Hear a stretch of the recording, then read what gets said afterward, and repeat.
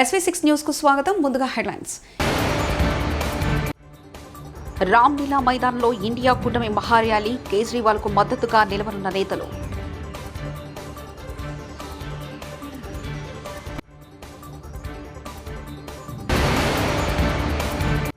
ఒకే రోజు 2 సార్లు లోకేష్ కాన్వేని చెక్ చేసిన పోలీసులు.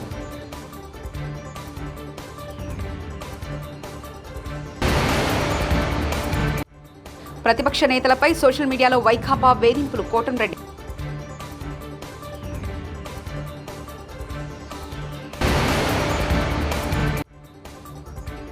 నాపై కక్ష కట్టారు, ఇవ్వడలేక వైకాపాను వీడాను. చింతలపూడి ఎమ్మెల్యే ఎలిజా.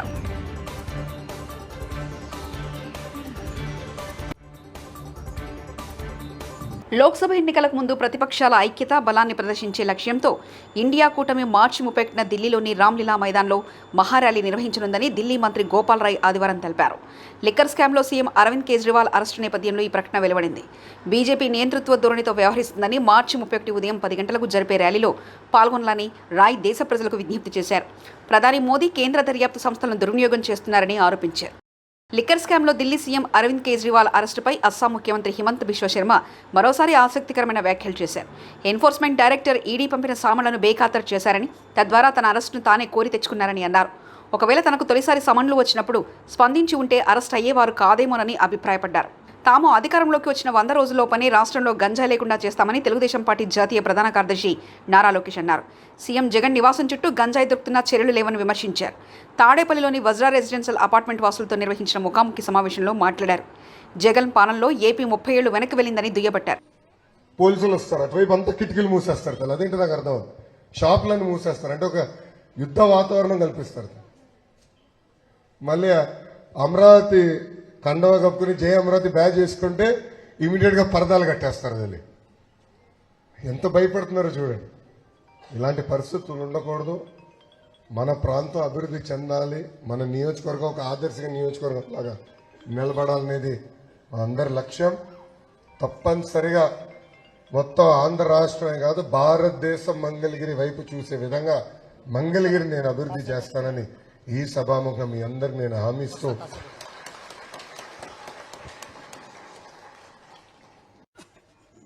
నిరుపేద కుటుంబాలకు ఇస్తాం జరిగింది. అది పవన్ అన్న చంద్రబాబు గారు కలిసి తీసుకొచ్చిన హామీ. చాలా మంది నన్ను అడిగారు, సంక్షేమమేనా మీ ధ్యేయం?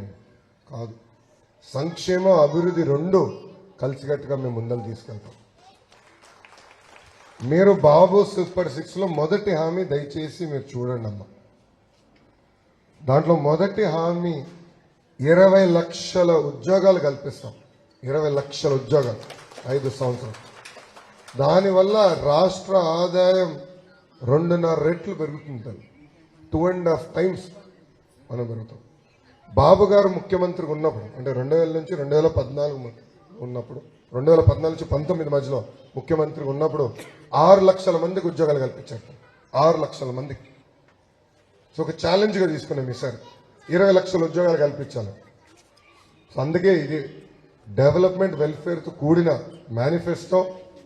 ఇంకా రోడ్లు, డ్రైన్లు, తాగునీరు అది తెలుగుదేశం పార్టీకి తెలిసిన విద్య. మాకు తెలుసు, గతంలో చేసిన చరిత్ర ఉంది. ఇప్పుడు డబుల్ ఇంజిన్ ఉంది, తెలుగుదేశం జనసేన పార్టీ ఉంది. మీరు చూస్తారు, కేంద్రం నుంచి అవసరం మేరకు నిధులు తీసుకొస్తాం. బీజేపీ వర్యులు కూడా పొత్తులో చేరారు. తప్పనిసరిగా నిధులు తీసుకొస్తాం, మన ప్రాంతాన్ని అభివృద్ధి చేస్తామని ఈ సభాముఖంగా మీ అందరికి హామీస్తూ, ఇప్పుడు మీకు ఏమైనా ప్రశ్నలు ఉంటే దానికి నేను సమాధానం చెప్పేదానికి సిద్ధంగా ఉన్నానని తెలుపుకుంటూ, నాకు ఈ అవకాశం ఇచ్చిన మీ అందరికీ. ఓటమి భయమా మరేంటో తెలియదు కానీ విపక్ష నేతలకు వైసీపీ సర్కార్ ప్రత్యేకంగా ఫోకస్ పెట్టినట్లు కనిపిస్తుంది. 3 రోజుల వ్యవధిలోనే 4 సార్లు టీడీపీ జాతీయ ప్రధాన కార్యదర్శి నారా లోకేష్ కాన్వాయ్ను ఆపి చెక్ చేశారు పోలీసులు. ఎలక్షన్ కోడ్ అమల్లో భాగంగా ఈ తనిఖీలు చేస్తున్నామని పోలీసులు చెప్తున్నారు. ఆదివారం ఒక్కరోజే 2 సార్లు లోకేష్ కాన్వాయ్ని ఆపి చెక్ చేశారు పోలీసులు. అది కూడా టీడీపీ నేతల కార్లను మాత్రమే తనిఖీ చేయడం పట్ల అభ్యంతరాలు వ్యక్తమవుతున్నాయి.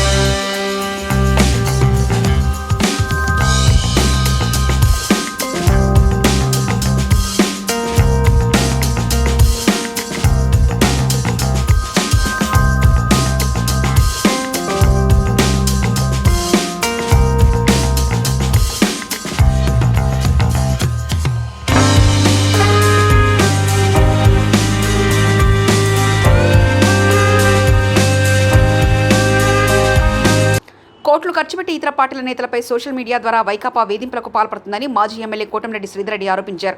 నెల్లూరులో నిర్వహించిన మీడియా సమావేశంలో ఆయన మాట్లాడారు.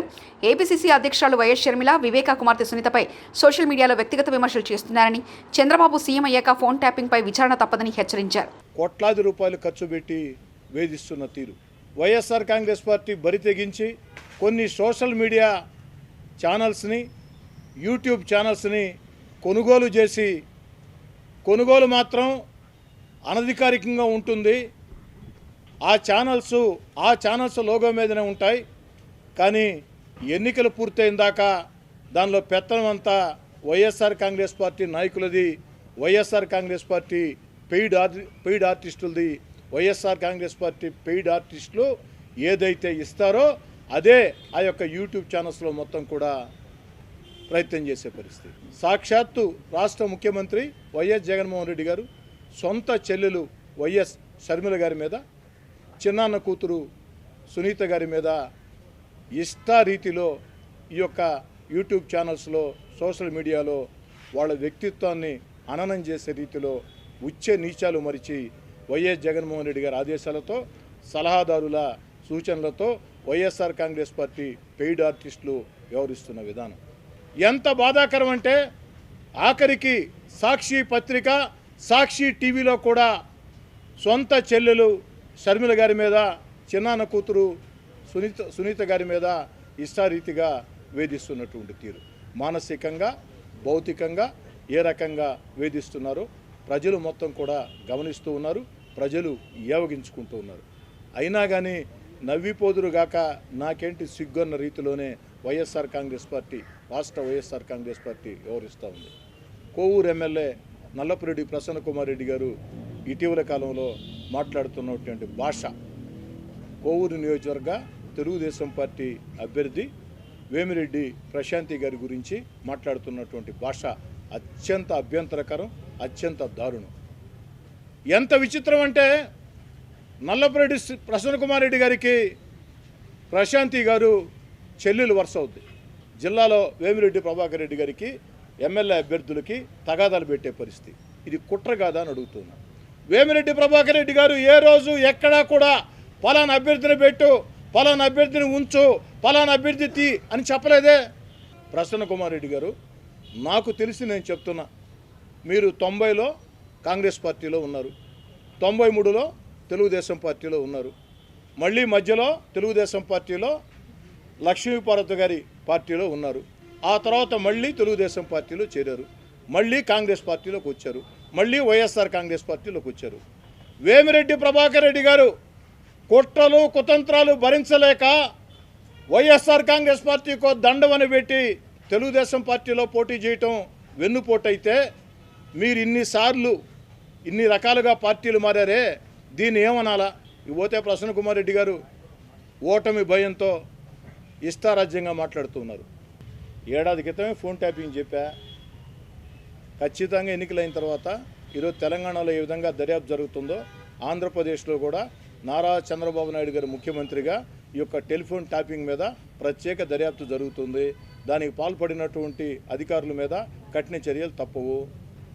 నెల్లూరు పార్లమెంట్ అభ్యర్థి విజయసాయిరెడ్డి గారు పదే ఓ మాట చెప్తున్నారు, అన్ని లక్షలతో గెలవబోతున్నా, ఇన్ని లక్షలతో గెలవబోతున్నానని చెప్పని. విజయసాయిరెడ్డి గారిని నేను సూటిగా ఒక మాట అడగదలుచుకున్నా.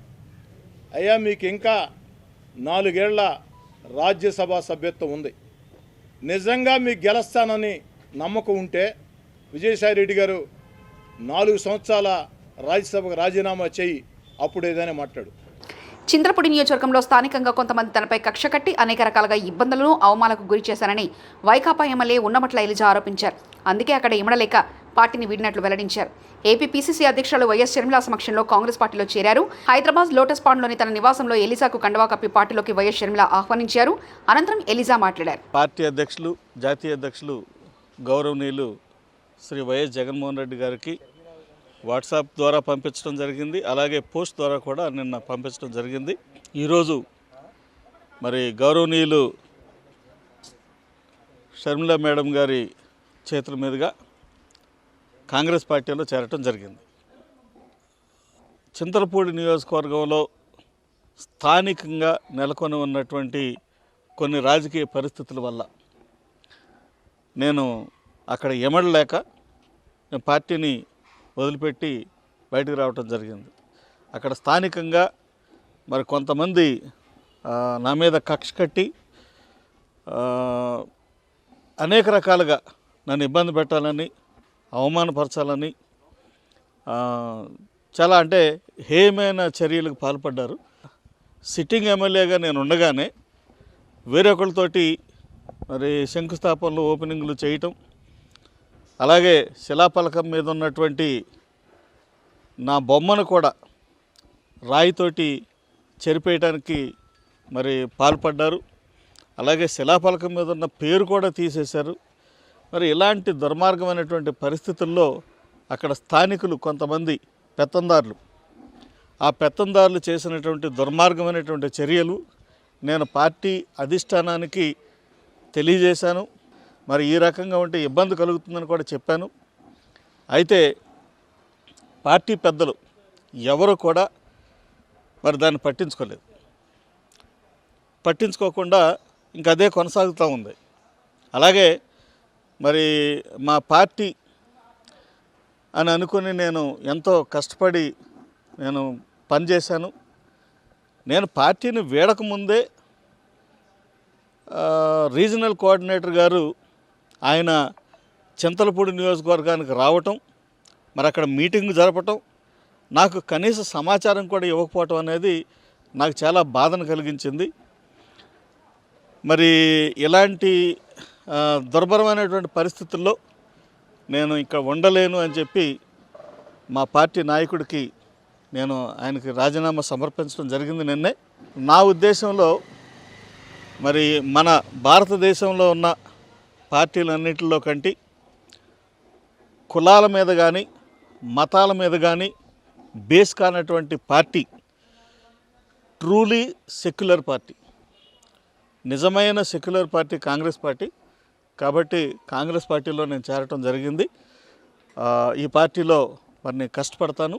ఖచ్చితంగా మరి ఈ పార్టీ మళ్ళా ఆంధ్రప్రదేశ్లో మరి ఏ రకంగా ముందుకు సాగాలనేది మరి పార్టీ నాయకులతోటి కలిసి పనిచేసి వారందరికీ మరి నేను ఖచ్చితంగా వారి అండను తీసుకుని నేను ముందుకెళ్తా అని చెప్పి తెలియజేస్తాను. చింతలపూడి నుంచి పోటీ చేస్తాను. నేను మళ్ళీ పోటీ చేస్తున్నాను. సార్ మీతో పాటు ఇంకా అసమ్మతి అసలు ఆ మాటే వాడలేదు కదా బ్రదర్. అసంతృప్తి ఉన్నవాళ్ళు నేను అసలు ఆ మాట అనలేదు. రామ్లీలా మైదానంలో ఇండియా కూటమి మహార్యాలీ, కేజ్రీవాల్కు మద్దతుగా నిలవనున్న నేతలు.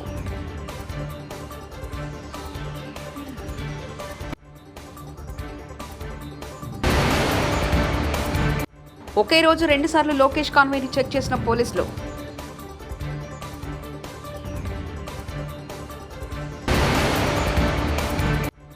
ప్రతిపక్ష నేతలపై సోషల్ మీడియాలో వైకాపా వేధింపులు. కోటంరెడ్డి.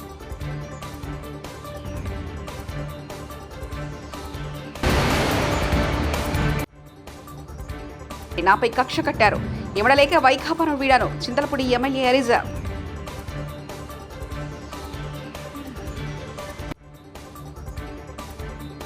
ఇవి బులెటిన్ విశేషాలు. చూస్తూనే ఉండండి SV6 న్యూస్.